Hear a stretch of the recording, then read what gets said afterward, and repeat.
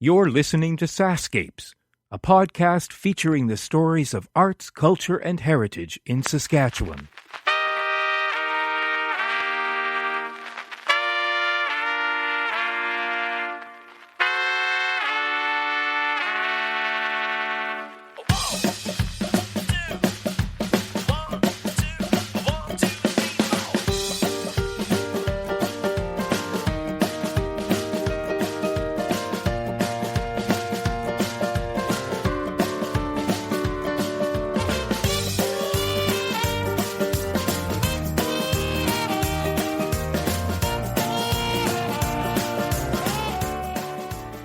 In this episode of SaskScapes, prepare to be engaged. For decades, the concept of an ecomuseum has been forming globally, and in 2012, the Saskatchewan Ecomuseums Initiative was formed, and now in 2015, ecomuseums are well on their way in our province. In short, an ecomuseum is one without walls. It's an agreement whereby a community and its citizens take care of a place. I'm Kevin Power, and I invite you to join me and a few guests with whom I meet during Heritage Week in Regina, Saskatchewan, where a symposium on ecomuseums was held. First up is Glen Sutter, the curator of Human Ecology at the Royal Saskatchewan Museum. Glen has the ideal background to be spearheading this concept and gives us a bit of history on ecomuseums and where we go from here. Then fast-forwarding through time, the second half of this podcast takes place the following day at the symposium itself. And I'll speak with Ingrid Kasikoff from Heritage Saskatchewan, Wendy Fitch from the Museums Association of Saskatchewan, as well as a few community representatives who are forming ecomuseums in their own communities. Enjoy the podcast. I'm in Regina, the provincial capital of Saskatchewan, and sitting in the original SaskTel building, I understand, as I'm told by my guest, who is Dr. Glen Sutter. Glen, thanks for joining me. Oh, nice to be here. You are the Human Ecology curator here at the Royal Saskatchewan Museum. I am. I've been in that position for almost 17 years, and as far as I know, I'm the only curator of human ecology, probably in Canada. Right. Which is a story in itself, in a way. Yes. So tell me, that was going to be my first question. Tell me, it's a unique field, and certainly yes, one that cuts a wide swath as far as it does what it can embrace. So tell me how it started for you. It started with an exhibit. We did when I started here back in the late 90s. The museum was working on a special space they wanted to dedicate to human environmental issues, to finish off the new life sciences gallery. And it had a title. It was called The Human Factor at the time, and still is. And I was brought on to basically help develop that space. And I was fresh off a doctorate here at the University of Regina, and prior to doing my doctorate, I worked in Ottawa with the Royal Society of Canada, right, which was where I was coordinator of the Canadian Global Change Program. So I've had a very interesting career that way. A scientist by training, a biologist specifically, with an interest in conservation issues. And my time with the Royal Society, though, it convinced me that we need to be working across disciplines. And I have no qualms about having done a biology degree, because it's a fascinating lens to put on a lot of the things that I think about and study and teach about, and do exhibits about. But those things, by their nature, are not restricted to one or two disciplines. Right. They require us to move across disciplines. And a lot of the things we've set up in academic circles or through our education system, they're artificial. They're there simply to allow us to focus down on something and understand it. And what I came to be excited by was the notion that we can step back from that and become interdisciplinary in our perspective. So I was very lucky. I think the museum was looking for someone at that time who could look after the bird collection. So I had the ornithology background through my degree. But they also wanted someone with a broader perspective to do the human factor. So I was, I think, a pretty obvious choice. Right. And the human factor, working on that was still a wonderful memory in my life, because it's not often you get 1,200 square feet of gallery space to work with, and sort of allowed to come up with ideas to go in there. Mm-hmm. And also, it was a fantastic team that was in place at the time, with Blair Fraser doing exhibit development and gallery design, and great people on staff here. There continues to be, but at the time was a few different folks. And I got to put my own stamp on that space. Mm-hmm. So I had the biology, I had the ecology background, and they had envisioned a space where the economic side of our unsustainable course of development was made clear. Mm-hmm. And I thought, all that's good, but where's the individual in that? Right. So I worked to bring in the psychological side. Mm-hmm. And good timing, really, because there was really interesting stuff coming out in the fields of ecological economics, ecological psychology. And there I was working with artists and other scientists to create this exhibit. Mm-hmm. And as we worked through it, I'm getting to the answer, by the way, to your question. I know. I said you're getting there.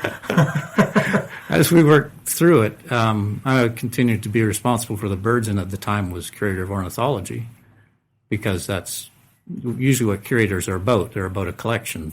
Sure. But it dawned on us that museums, like ours and others, have a huge role to play around sustainable development. There's very few institutions in society that offer a space that people can come to and be reflective about issues of the day. Mm-hmm.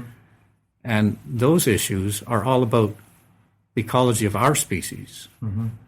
So I dropped the title Curator of Ornithology in favor of Curator of Human Ecology, and I've shifted the focus of my research program towards sustainability education and the role that museums can play. The importance of looking at these things from across a number of disciplines, yes, and at a number of scales. Because the other danger, of course, is it just becomes, well, the individual and what they're doing. Mm-hmm. I can look after my own backyard kind of thing. Right. But that's not enough either, right. Because something like climate change is telling us we are being impacted by a larger globalized system, an economic system in some ways, but also the climate system. When it wants to change, right, it's going to affect us. So we have to have these, we have to consider multiple scales as well as multiple disciplines. Right. And that the field of human ecology, defined that way, defined broadly as the ecology of our species, it's a nice wide foundation for doing that sort of work. Right. So that's a field that has been, I mean, you've defined the name of this field to suit the work that you are really passionate about doing. Or yes. Are there programs that are specifically titled in institutions where you can study and get degrees in human ecology? Yes, there are many, hundreds around the world, especially in the United States. They've really adopted that broader perspective. Okay. And like anything else, it really depends where you go. Right. In some cases, and I know folks who have advanced degrees in human ecology, and they have a number of intriguing elements to their work, but it can be mostly about family studies or textile studies, or I guess it really depends how people have decided to chop up the area. Right. But there's, in many cases, in many programs, in many human ecology projects, and there's a well-respected journal or two that report on all this. you'll find sustainable development threads moving all through it. Right. So it does have the breadth required for that work. Right. And that work ultimately led you to become the chair of what is known as the Saskatchewan Ecomuseum Initiative. Yes. And Yes. there's a steering committee that is forming to create this ecomuseum concept Yes. throughout Saskatchewan. And this is sort of your baby. This is something that it exists in other parts of the world, but Yes. there was not one in Saskatchewan. And other provinces have seen and still have ecomuseums, but there was nothing in Saskatchewan except for Redberry Lake Biosphere Reserve has operated for years as sort of an ecomuseum, but they haven't been using the word. Right. So when did this steering committee form in Saskatchewan? It came into being in 2012, about 8 months after I sent out a letter asking a bunch of organizations and other people I knew if they were interested in this model, which has been around for 30 years or more. And I got quite a response. I got a response at two levels from a range of communities across the province. Over a dozen wrote back and said, "This sounds cool. How can we learn more about it?"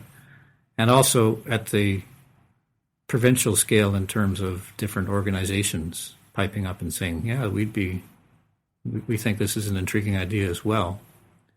And ever since that, I pulled that committee, the steering committee, together to get those provincial organizations at the same table. Right. And I've also been working with a number of those communities that express some interest.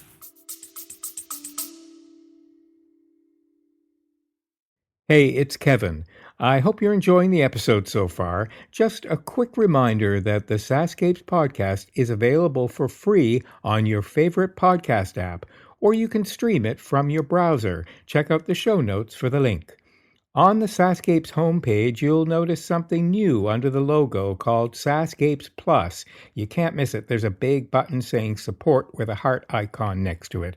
I'd love it if you could click on that button and help keep this podcast series going. When SaskScapes launched in May 2014, it was the first podcast in the province celebrating arts, culture, and heritage. In fact, you'd have been pretty hard-pressed to find any Saskatchewan podcasts. So I'd like to think that we paved the way. It's been because of your support that this podcast is now in its 9th year. Okay, that's it. Enjoy the rest of the episode. Right. So the big question is, what is this ecomuseum project idea? Yes. This can be summed up as a museum without walls. That's the nicest Which is the perspective on it, yes. Right. Although I am a fan of, I read on the website there's a phrase, expect to be engaged, which I love. Yes, I can see that too. Yeah. And the other metaphor that I've been using lately is a mirror. That an ecomuseum can provide a community with a mirror so it can reflect on itself.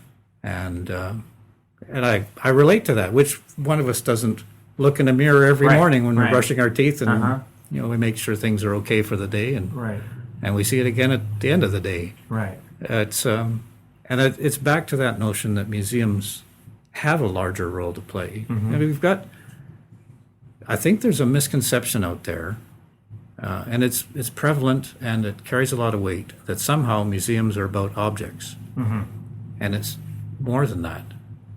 In my experience, I love museums, always have. And sure, it's important for them for certain types of museums to gather in material evidence and keep it, protect it. But at the same time, museums, in my experience, are about experience. They're about just being in awe and being in a space that inspires awe. That's the larger meaning of a museum. It's a gathering place for the muses that inspire people and that lead them to unleash their creativity. Right. And objects can do that. but they can also simply be windows on larger experiences. So I mean, you can imagine having the most amazing work of art in a busy mall somewhere, and the space is not conducive to reflection. Right. So the power of the art is gone. Right. Absolutely gone. We put that in a different space where the muses are gathering around that art, and people are. So we're reflective animals. We anticipate things. We like to dwell, and it's an amazing ability we have as a species. So museums can nurture that ability. That's why they're so important. Right. In society, and why I always get a little. I don't know if my dander goes up or what, but it's the notion that we stop at the object. Right. Is it's very narrow. Right. And I think doesn't do a service to the larger meaning of museum. And in an ecomuseum, where it's a museum without walls, the things that inspire reflection are left where they exist. Right. They're in their environment. They're in their environment, and they can be things, they can be buildings, they can be experiences, cultural festivals, they can be the norms of a community, the coffee row, where people are drawn to and feel empowered, and the strength of the collective. So is it a way of redefining community, or the way we look at community? I mean, we move through communities. We take everything around us for granted. Eventually, we stop noticing. I think it could. I think it has the capacity to shift people's perspective about their community. But is that its primary goal?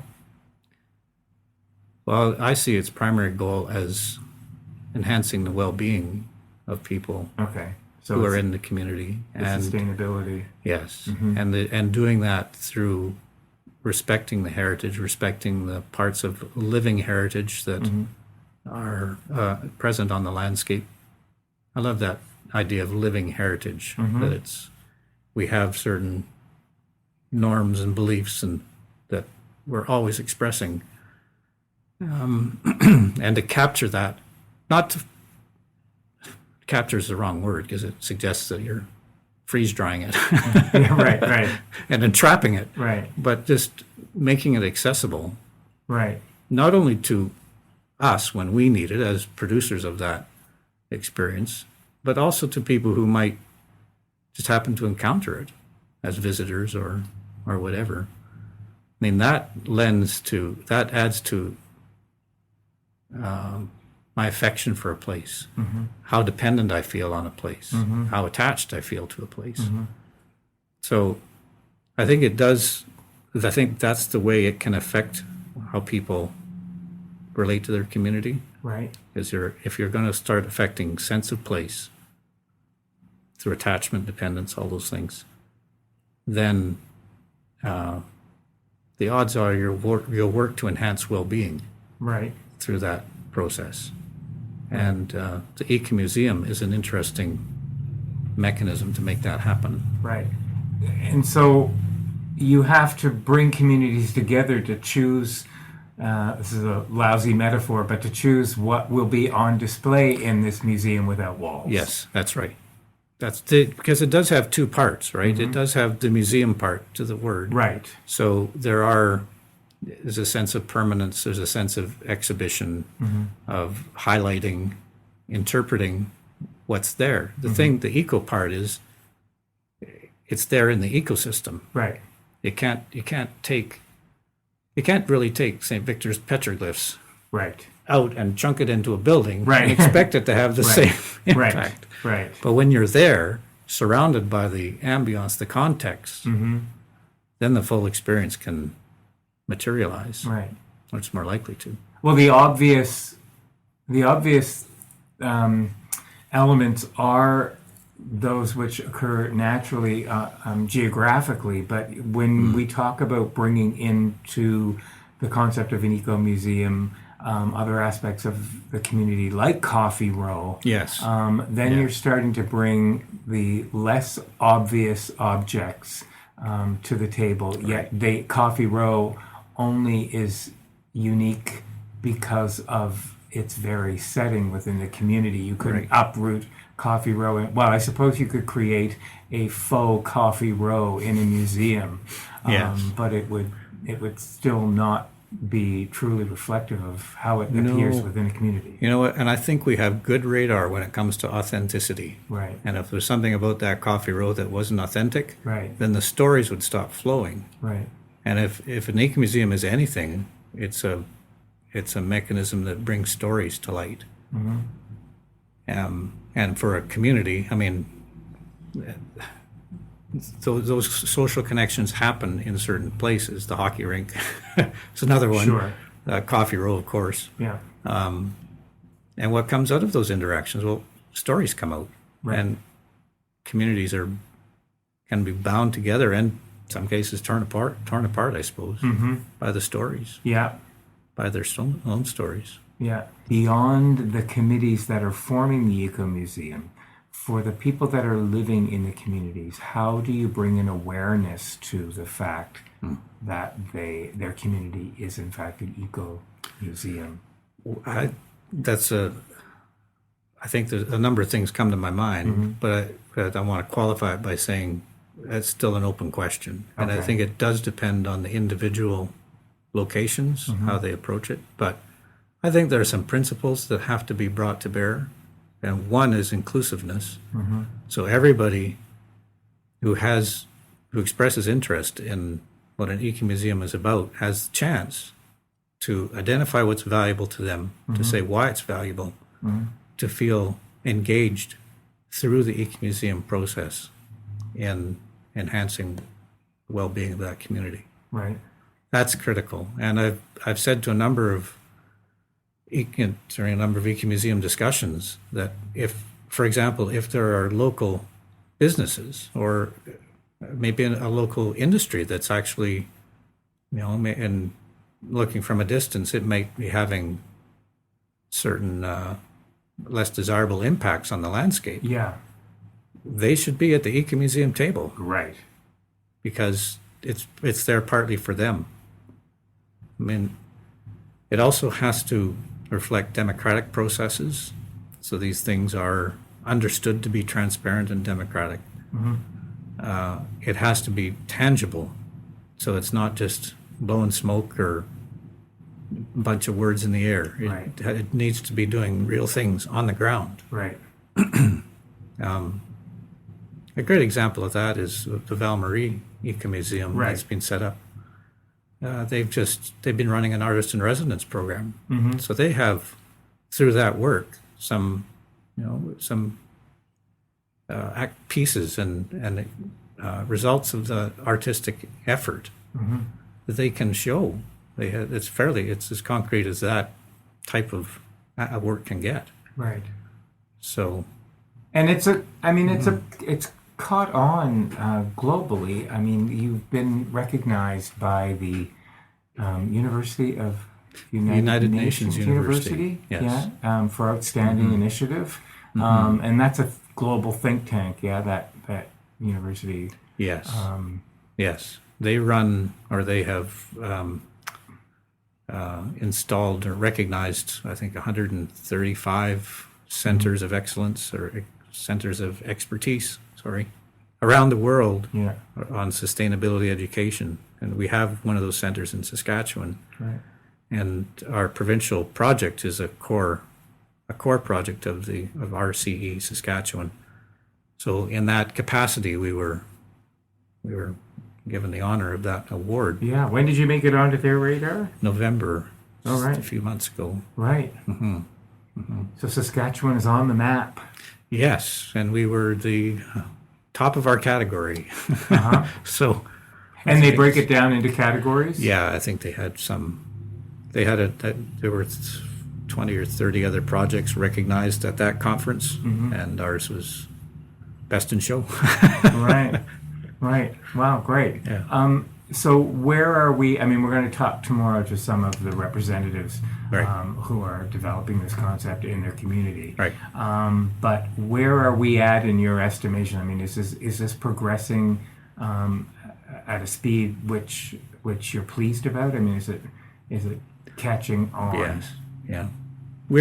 Yes, it is. I'm astounded. Actually, I knew it was an interesting idea, and that we might get one or two communities out there to take it up. But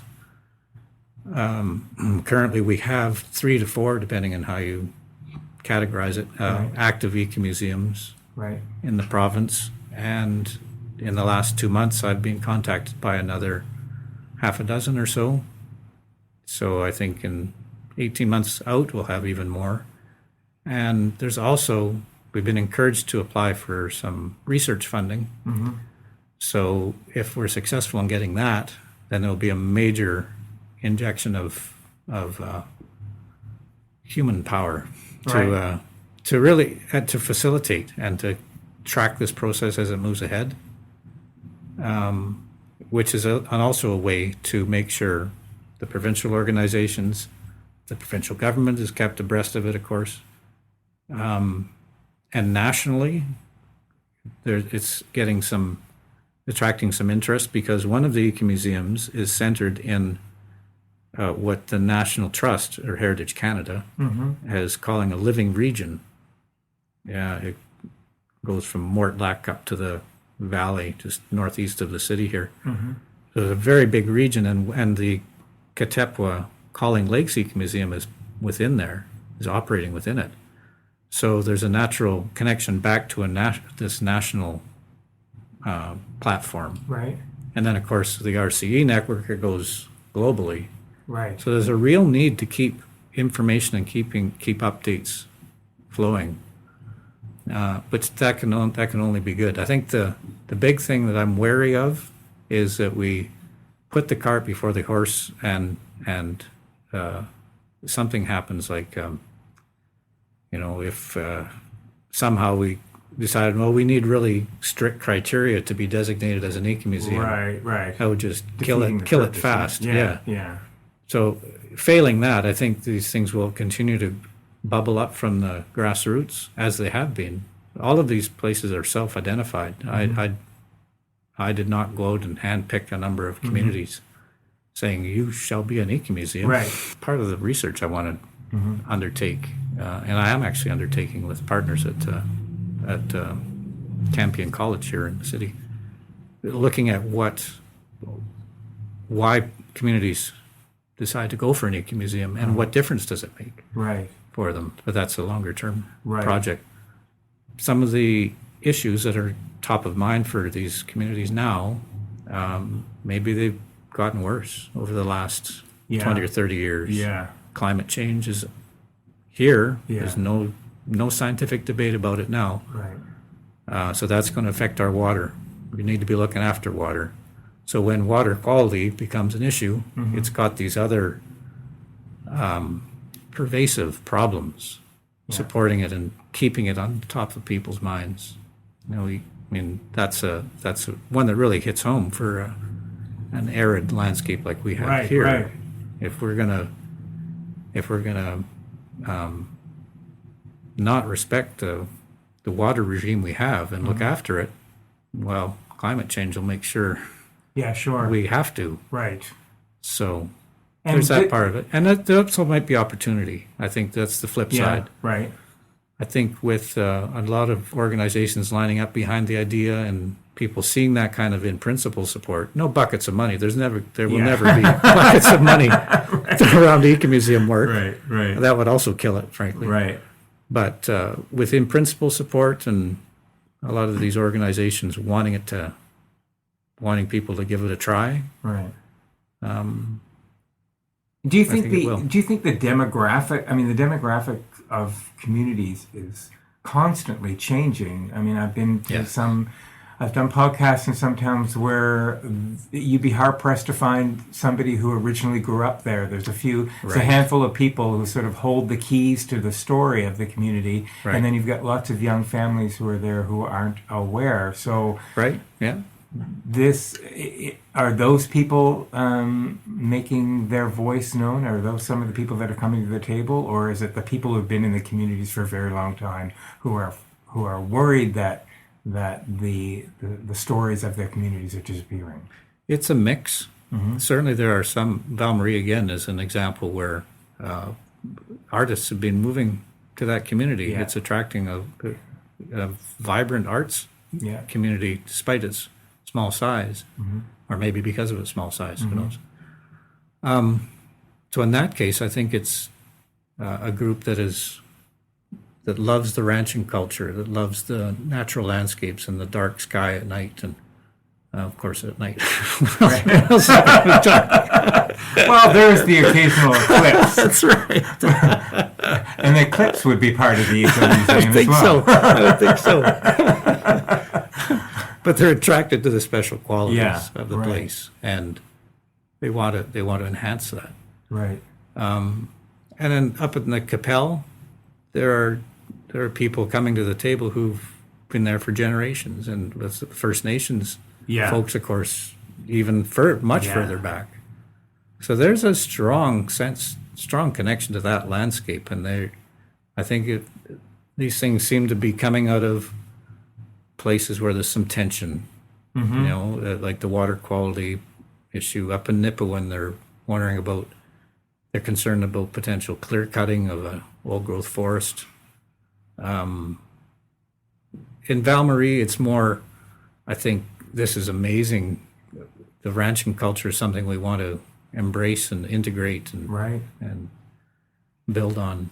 And of course, with the national park there's the natural heritage is it's dominant. It's one of the most amazing experiences. And the landscape of farming changes in the province as well. So how does that affect communities? And well, yeah, that's an interesting one. Because we're seeing very few homesteads, we're seeing lots being divided up, we're seeing families selling farms. Yes, and that has to change the profile of a community as well. It does. I'm sure it does. There's I can't see a connection between that landscape change and some of the discussions we've had to this point, but it might just be a matter of time, or maybe it's a scale. It's happening at a scale where it's, it's not naturally encapsulated at the community level. Right. I don't know. So here's a question. Maybe this is just being too esoteric, but or maybe I'm about to say something that is quite obvious. If a community in Saskatchewan is an ecomuseum, is the province as a whole one big ecomuseum? Is the province affected by each of its communities, and therefore is each community an exhibit within this museum without walls? It's an interesting perspective on it. Someone, a good friend of mine, said we are all exhibits in an ecomuseum. So I don't really know where you could. I mean, it would follow that unless you decide to put the bounds on it there, it would just go on forever. Right. Farming and ranching and First Nations histories and how those histories are still alive now and what they've meant to the land, coupled with an awareness of the land itself, and decisions at all levels were being made out of a genuine land ethic that showed the land due respect. Right. Then you probably get a sense that, this province is an ecomuseum. I think where ecomuseums work well, from what I've read, they're basically following principles of adaptive management. They're undertaking things in their region, and respecting the feedback that comes to them as a result of those actions, right, and then shifting their direction to adapt to that feedback. That's what adaptive management's all about. That requires a deep appreciation for science, because it's a powerful way of knowing, and And there are ecomuseums that will undertake regular surveys, biological surveys. So they're monitoring the health of water quality would be one example, or bird surveys. It's a way not just of enjoying the experience of seeing birds, but getting feedback from that experience to tell you, yes, this piece of land is healthy or moving in directions we want it to. At its essence, it is about the community. I think, yes. You've got to start there. And I think it has to be within a scale that people can easily perceive. Sure. Because we can perceive a province on a map and all, but really, we're kind of evolutionarily wired to think about watersheds. Yeah. And I think anyway that's about the limit we can get to. I can relate to what's in my watershed, Right. and I can understand intuitively, intellectually, what's beyond that watershed. But as you walk around, we've had hundreds of thousands of years of relating to an area that we can easily walk around. It's only recently have we had the wherewithal to travel so far so fast. Sure. So I don't think we're quite as astute at that scale as we might think we are. So that's where it gets down to a scale that's manageable Yeah. for humans. Right. In human experience. The ecomuseums are highly situated. Yeah. I know of one in Sweden that's all around the fact that people there love to ride their bikes, right? So the local Right. culture is steeped in Right. bike riding. Right. So they've grown up programs and offer experiences that take advantage of that. Compared to one in northern Italy, which is around hillside vineyards, which were all but destroyed because of mismanagement and other factors. And through ecomuseum practices, they've recovered the hillside economy. And now they're starting to produce wine again. And they're both ecomuseums, Right. but they're responding to local issues. Again, at a scale that makes sense for the community. Yeah. So, Yeah. And I should think the First Nations community would devour this concept. I mean, it is Yeah. so ingrained in their culture to celebrate the land. I think so. I mean, excuse me, I don't have the background or feel comfortable Right. trying to anticipate what how they might view it, but I've certainly had very positive responses Right. from people with that worldview. It's a holistic, integrated perspective, and as I understand First Nations worldviews, they are holistic and integrated. Yeah. I would say so. Immersed and imbued with a lot of the living heritage, Yeah. an essence of living heritage, Yeah. the spirit, the cultural norms, the traditions. Yeah. Right. So we're in an interesting week here. This is Yes. Heritage Week, and Yes.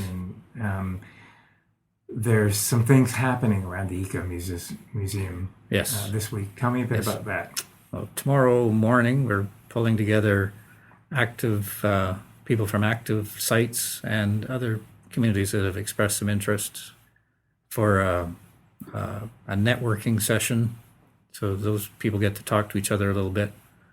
In the afternoon, with the help of Dale Jarvis, who's a expert in living heritage and folklore, we'll talk about community engagement, what that's all about, and how, again, ecomuseums are one mechanism for encouraging community engagement. And then on Saturday, at the Heritage Saskatchewan Forum, we'll have a panel, and the folks from active ecomuseum sites will have a chance to really highlight some of the work they've been doing for a larger group. Is that the first forum really happening around this concept? On this scale? On this scale, certainly. Yeah. Yes. But again, if we're successful in getting some research funding, part of the proposal was to hold a symposium in 2 years' time that would bring the idea back to the fore. Right. So, Right. And the hope beyond this week is that those who are already initiating the eco-museums within the concept continue that yes, growth. I'm hoping they get invigorated by the experience. Yeah. How many would you say at this point are on their way? How many ecomuseums? Yeah. 2.5. Okay. Right. I say 1.5 because in one case that I know that there's local enthusiasm like crazy, and it just needs to be organized. So. Right. You mentioned funding. Can you tell me a bit about the organizations that are coming to the table as far as supporting this idea? I believe Sure. SaskCulture would be one of them. SaskCulture is one of them. Yay! Yay! Yeah. SaskCulture. Yeah. Yes, our steering committee currently includes SaskCulture, Heritage Saskatchewan, Museums Association of Saskatchewan, Nature Saskatchewan, the Raven Consortium, which is a group of First Nations consultants, and Heritage Canada, the National Trust. So we've got a national body. One of the governors, Right. actually 2 of the governors are at the table when we talk. So that's a pretty nice position to be in. You must find this very And the provincial government, and my Yes. museum, Right. Parks, Culture, and Sport. Of course. Yes. Where would we be without them? And Saskatchewan lotteries. Yes. This must give you a tremendous sense of pride. It's sort of pulling together all of the aspects of your academic background, fueled by your passions in life. It's sort of culminated all in this point as if it was meant to be that you find yourself in this place. Well, maybe that's why I always go back to saying the timing's right. Yeah. And I think all I did was have the idea. Yeah. So I want to give a lot of credit to the folks, Wendy Fitch and Ingrid Kazikoff and Dennis Garrick, and the people who are at the table provincially trying to move this ahead. And of course, to the people in our active sites, Heather Sauter at Valmarie and Lorraine Marchand down there, Jan Morier in North Central Regina here, Aurelie McPherson and Jim Harding and others in the valley. These things live and die based on what they decide to do. So I guess I do have some pride attached to it, but it's more humility, because if it actually does some good things in those communities, then we'll be doing good work. Right. And if it helps those communities address sustainability issues, to me, that's the definition of good work. So, and it's really the larger role that all types of museums should be playing. So. And as this concept grows and develops and becomes more solidified, it does attract people from outside of the province to want to come here to celebrate those. You know what? I think that's, the place it fits with the current government, provincial government, is our economy is growing, and that's something that everyone needs to be aware of. So if an ecomuseum can actually help a community manage its growth, that's responsible governance, as far as I'm concerned. Yeah. Yeah, and ultimately it helps improve people's sense of well-being, sense of attachment to a place. And you're right, people will want to come here and stay here. Well, time and time again, no matter what community I'm in, people stay here because they love this province. They love their towns. They've traveled all over the world, but they keep coming back here. There's something that grounds them being in this province. So it's interesting. Tangible. I'll have to ask this question somehow, but I've had the notion that as I work on ecomuseums, that I would love to have an ecomuseum to start up in my hometown, where I grew up, because I know it. You know Where your did you hometown grow pretty up? well. Souris, Manitoba, Right. just across the border in southwest of that province. So I'd be curious to know, as people come to understand the idea, how many of them think this would have worked, this would be great Yeah. would have been great in my hometown. Yeah. Yeah. It might really connect back to people's sense of place that way. Well, just think of, as people listen to this, they will, that people will say, I know the communities, people listen and they will want to have their town represented. They will. Yeah. There's tremendous pride in this province, in their towns and Right. communities. And there's no reason we can't have 500 ecomuseums in the province. Yeah. That would kill me trying to start all those up. But it really, Baby steps. Maybe, yes. Yeah. But it certainly is something done by a community for the community. So Right. Soares has been hit pretty hard on that yes, flood was. I was there in 2011. I went back. My mom was 90. She's since passed on, but she was still living in her house on the river, and so I went there to help with flood relief and Wow. watched my backyard wash away. I'm sure if it Yeah. was on the river. It was.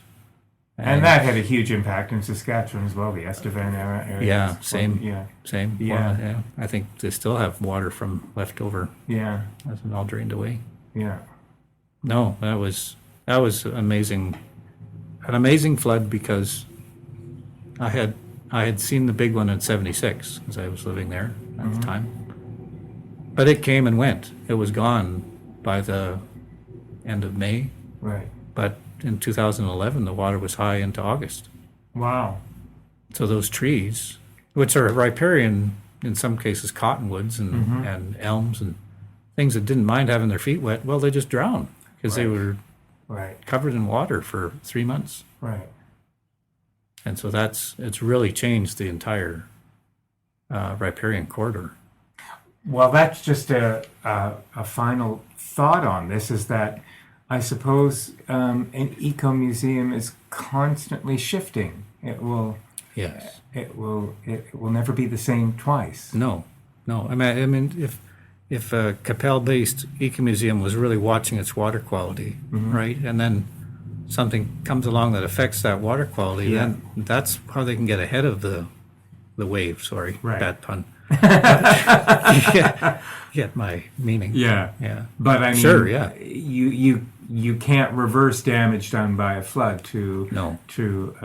a group of trees. No. And when all is said and done, you've had a huge shift in your Right. ecomuseum by virtue of the fact that Mother Nature came in and paid a visit. Right, and I think that's the other reason it's good that it's an eco museum. Mm-hmm.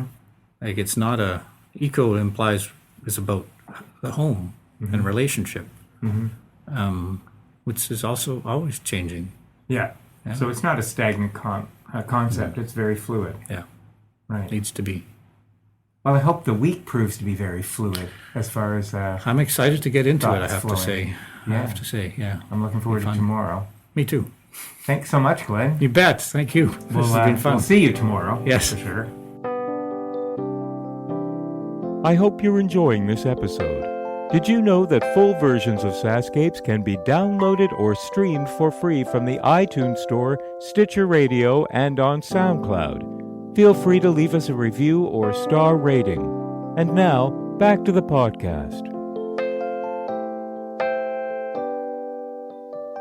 So that you don't remain mystery voices on my podcast. Exactly. You are Exactly. Ingrid Kazakov, the CEO Of Heritage Saskatchewan, yes. Right, and Wendy Fitch, the Executive Director of the Museums Association of Saskatchewan. Right, and you are both key players in Yes, developing this. absolutely. Right, Yeah. so it matters dearly to you. Yes, Very much yeah, we're so. excited Very, about this. yeah, this is really a new and old, because ecomuseums have been around since the 1970s. Started in France, but it's taken this long for us to really figure out how it can work here. And there's a lot of energy from a lot of communities. There's a lot of people in this province who are thinking of this as, oh, maybe we can do this. Maybe this is how we can take control of our community and be part of how things are done. It comes back to the concept of citizen. Yeah, Not a consumer of, but a citizen of our community. right, right.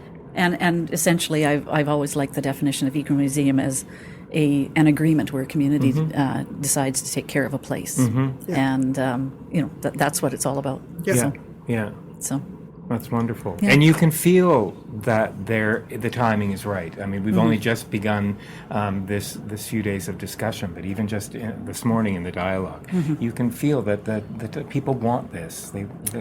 Yeah. There's a real desire on the part of a lot of different communities to look at this, and we saw that when we had an engagement session over a year ago. And there were a lot of people that came and were interested in what was this all about. And from that, we have 4 demonstration sites and a whole lot of other communities, both urban and rural, saying, this is something we'd like to explore too. So we'll explore together. Yeah, I think it's a journey that we're all on, and it's going to be fun. I think it's because we take incredible pride in this province, in our communities, in our towns, that this has such energy behind it. I think so. Well, it relates to quality of life, right? That goes beyond those economic values. Economics are critical. Yeah. But it's not the only driver why people want to stay in this province, why they want to live, work, and play here. Yeah. So it's a critical. job is important, but it doesn't make a place your home. Right. All of the other aspects of what a community is what makes a place a home.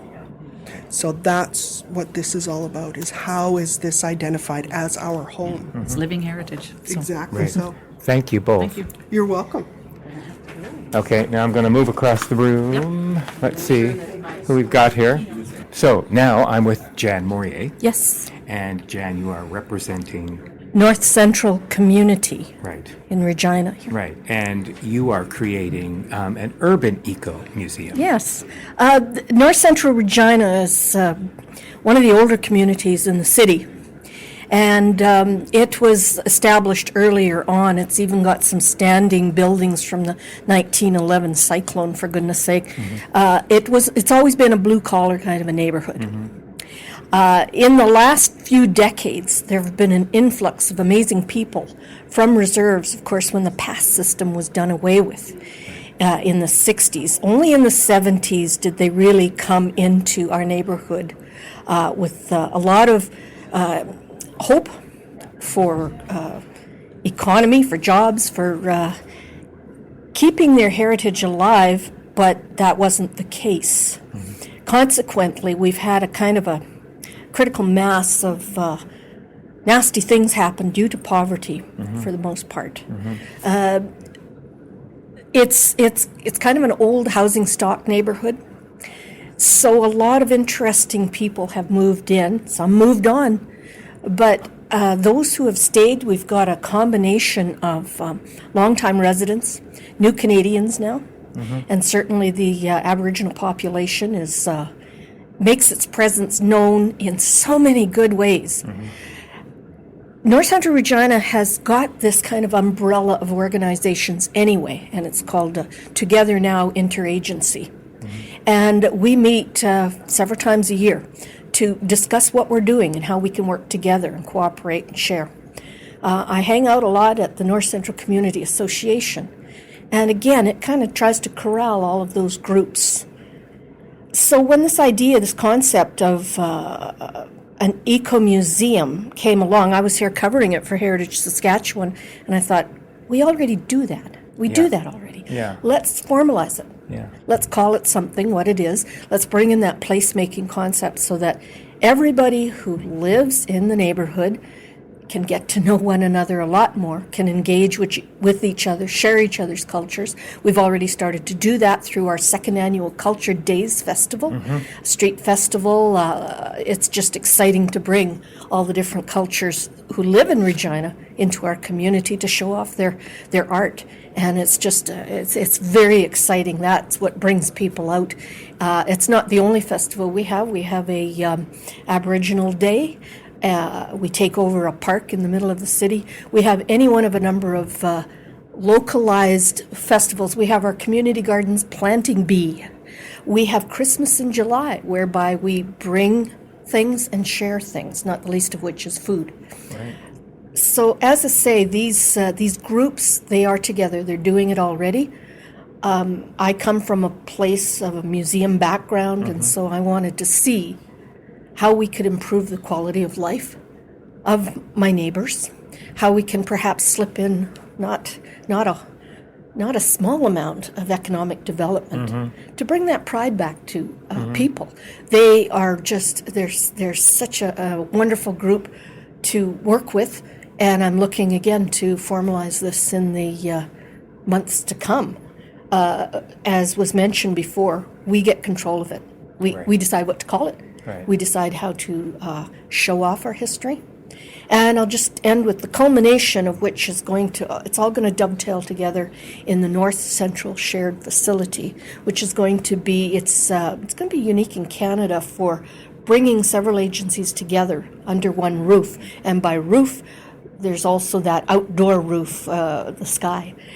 So there's the Museum Without Walls concept that's perfectly in North Central Regina, and I'm here to try to lead the charge, walking side by side with my friends, and let's do it. And if ecomuseums are born also not out of fantastic ingredients, which you already have in place, but also out of challenges you were talking about. One of the challenges being because there are areas in your neighborhood that are poverty-stricken areas, that one of the things we hope to do anywhere in any community that is dealing with issues of poverty is to break those stereotypes. Absolutely. And give a sense of pride to that population as well, yeah? We've been stigmatized. We've been called Canada's worst neighborhood. Whoop-de-doo. They have no business calling us that. They don't know who we are. We know who we are. We're just ready to brag to the rest of the city and the country. There's no room for language like that in an ecomuseum concept. There you go. That's it exactly. Right, Yeah, exactly. we're all friends. We're all working together. And if it takes a little extra oomph to extract ourselves, our mindset, and take our rightful place in the city, here we go. Watch out. You've got a great energy for this. I'm you ready. love it. I can tell. Ready. I can tell you are. It's Thanks so much, Jen. My pleasure. Great. Hi. Hi, Kevin. How are you? Good. How are you? Good. Now I'm with Heather Sutter from Val Marie region. Booming population of, you're guessing, about 130. 130 is my estimated guess, but there's also the surrounding area too. So there is ranchers and farmers that live in the area, but not necessarily in Val Marie. Right. So. And you are certainly well on your way as far as the ecomuseum concept goes. You are one of the more advanced communities right now. Can you sort of give me the broad strokes of what's happening in your community? Well, Prairie Winds and Silver Sage is a friends group of Parks Canada. And so I think having that partnership already formalized was an easy way for us to transition into the ecomuseum idea of this shared leadership idea. Right. Lots of the volunteer board members are also members of other volunteer committees, and so we're then reaching a greater group of people with the Elevator Restoration Committee, and there was an Economic Development Committee, staying connected with the town of Val Marie and the RM as well. So it's still in development phases. We're trying to do more every year that engages people again with the ecomuseum idea. And Prairie Winds is a building, but we also like to facilitate programs and events outside of Prairie Winds. So instead of trying to force people to constantly come back to the brick schoolhouse, we, bring the events to them as well to encourage people to participate, I guess. And part of your ecomuseum is the coffee shop?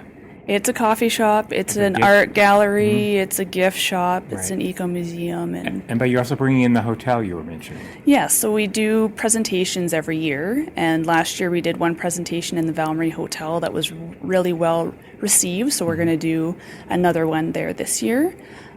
We also do, we host musical performances, but the venue of Prairie Winds is a little bit smaller, so what we decided to do was host it at the Val Marie Hotel. So to get people out to the hotel, have this event that the hotel doesn't have to organize, we're hosting it for them, and yet they get the business of having people there. So Right. And we all know that Val-Marie is littered with artists. You've got the Artist in Residence program there. Yes. How long has that been in place? Last year was the first year, so we did have quite a few artists come out, and it was just so diverse too. There was the songwriting, poetry writing, it was visual art, open art, and it took place within Grasslands National Park, but also within Val-Marie. Right. Val-Marie is a very welcoming town. They're familiar with tourists because the park's right there, and so Right. I find that visitors really enjoy coming down, seeing the culture, and they really connect to the place and want to come back. What's the feedback like from the community members that are living in Val-Marie? I think it's mixed feelings. I know some of the younger people kind of see what Val-Marie might be like if the park wasn't there, or if tourists didn't come down, if there wasn't researchers that came down every summer. There's lots of ghost towns or skeleton towns in the area, and so I think they see the possibility that Val-Marie could have been that. But I think there's still mixed feelings over the years about having the park there and having tourism. I think there might be a boom in business too, so we'll see how that gets received by some of the locals. Right. In talking about the younger demographic, here we are in 2015. I'll put you in the younger demographic as well. Thanks.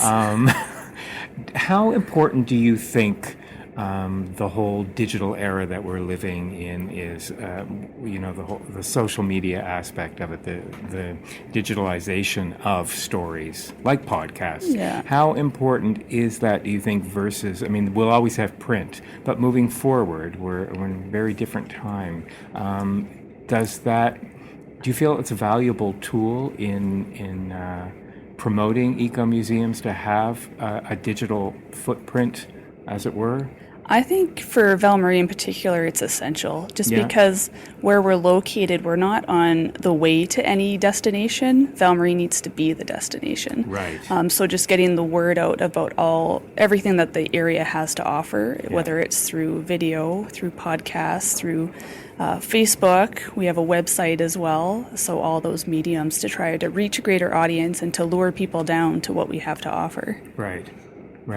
And it sounds like it's doing that already. I hope so. Right. How many years are you saying? This is 2 years under your belt as a formalized eco-museum? Well, Glen came down in 2012 and did a presentation on ecomuseums, Right. and this is the first time that we've heard of this concept, and it's hard to wrap your head around it. It was confusing as to what we could do as an ecomuseum. So from that, we hired a consultant to come down and help us focus on what we could do to transition our space into an ecomuseum model. So that was, starting in 2012, and then we did a lot of work redesigning our museum space as more an open concept and to bring in our ecomuseum themes, so our wildlife, our landscapes, ranching, and the dark sky. Those were the themes that we wanted to focus on. So we did that, and we had our museum opening in spring of 2013, and since then we've kind of just been tweaking things, adding things where we can to try to re-engage people to come back, I think. Right. Thinking outside of the box. Yes, trying to. Right, yeah. Well, that's what eco-museums are all about. That's probably why it's hard to get your head wrapped around it. Yeah. We were saying earlier, we get 4 walls and a roof. Yeah, come up with ideas that don't even exist. Exactly. Where does that come from? Right. Sounds like you're doing it. Thanks. Thanks, Heather. Thank you. This is one of those rare opportunities where we get to meet old podcast guests. It's nice to be together again. I'm sitting here with Jim Harding and Lorna Evans, 2 of my earlier podcast guests. Lorna, your mom Doreen was heavily featured in an early episode, and Jim, dare I say, your house in Fort Sand is an eco-museum in and of itself. It is it's living too. And it is living. There are people in it. Yeah, but it's living within its walls and around the area and everything. You're still sitting as mayor of I Fort am. Sand? Right. Yep. Right. Orally was Orally. unable to be here, except otherwise by phone. But she's really integral in working with you folks, and also in. We're talking Fort Capel, Katepwa, and Calling Lakes area. Yeah. We're talking Pasqua Lake, which is the first lake in the Lower Qu'Appelle, then Echo, which Fort Santa's on, then Mission, and then Katapo, where Aurelie's from. So it's like a coalition of those 4 lakes. And both Lauren and I are in the Fort Qu'Appelle area, which is really where a lot of the activity has to come from. Yeah. I grew up on the shores of Mission Lake. So she's Mission. We got 3 of the 4 lakes, but we've got all the lakes in the sort of eco-museum. And it's a challenging area. It was a rough summer last summer. Well, and Randy, who's here with us, was on Pasqua Lake, so we literally have all the 4 lakes in our grouping. It was a very rough summer because biggest downpour in a 5-day period that this area's seen, certainly since records have been kept. And Regina didn't have a backup plan for its lagoons, and they were overflowing. So rather than sewage backup in property, they dumped the untreated sewage into the Wascana Creek, and it came into the Qu'Appelle lake chain. And the sediment, the combination of the sewage and the runoff coming into the lakes from all kinds of things brought so much sediment, so much E. coli and contamination that no one recognized the water. It was a yellow, a bronze brown with lots of stuff in it that we hadn't seen before, which was probably a combination of plant life and sewage. And the people in Bethsaida who were accustomed to summer activity on the lakeshore couldn't believe it. We shut down the kayak canoe business in Fort Qu'Appelle at the Echo Valley Park and slowly tried to find out what had happened, because we found out through the media. Regina didn't even tell us it was coming. So it did bring cottagers, local governments, First Nations, NGOs like Kairos into the same room around the water. Yeah. Yeah. And Lorna, you were talking about some of the challenges, the erosion of the riverbank. Well, yes, my 90-year-old mother and I have been trying to stop some of the destruction. There's been a lot of destruction of the riverbank. Really, while these towns and jurisdictions were doing these official community plans that have a lot of very good sounding things in them, a lot of the worst destruction has been happening. Yeah. And so we've been trying to get people to realize the value of the hills and the riverbanks and the marsh areas. And it's been kind of falling on deaf ears, I think. So I'm hopeful that this Ecomuseum will raise more awareness. And it seems the idea of it is really to foster respect for all the things that are important, like people and cultures and the environment and the water. So it seems like a positive thing. Can you recall the analogy that you said just minutes ago, comparing the area to the Louvre Museum? What that would be like? Because it was such a clever... Yeah, I hope I'm remembering. A clever bit. I've been to the Louvre, and I think that the Venus de Milo and the Mona Lisa are there. But yes, that's what I said. If this area is to be a museum, things are quite urgent, because we've already destroyed the Mona Lisa and we're breaking off more of the Venus de Milo. So it's quite urgent. It is a perfect analogy, and perhaps your area is a great example of out of challenges is born the Ecomuseum concept. I mean, it's wonderful to talk about communities that already have all the ingredients lined up and all the great activities happening to just snap this Ecomuseum together and bring all these community resources together. But do we find the need for an Ecomuseum born out of challenges like the ones you're dealing with now? The network that's forming is a good thing. Mm-hmm. And as I was trying to point out earlier, There are precursors before the word ecomuseum. There's precursors, the community plays, for sure, Commonweal's work building community arts for decades.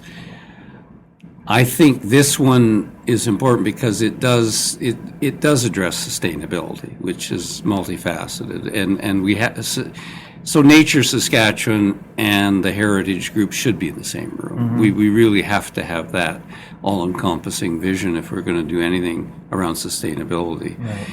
Doesn't mean that calling it that makes it any easier to build significant links between farmers, cottagers, urbanites, First Nations, local governments, provincial and federal regulators or non-regulators. It's not going to make that any easier, but at least more people are in a network where they're going to construct some kind of common vision. Yeah.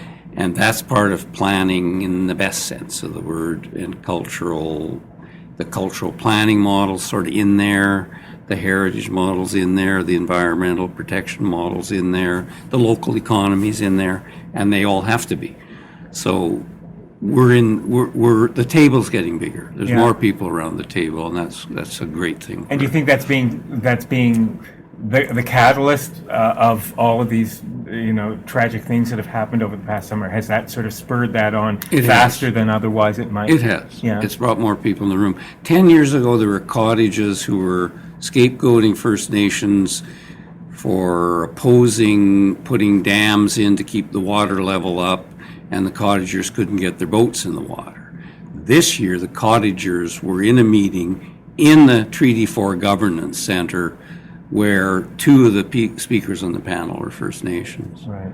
And Kairos has been along that whole journey, because if there isn't we call it building right relationships. If we don't do that in the process of tackling water quality, we're not going to succeed.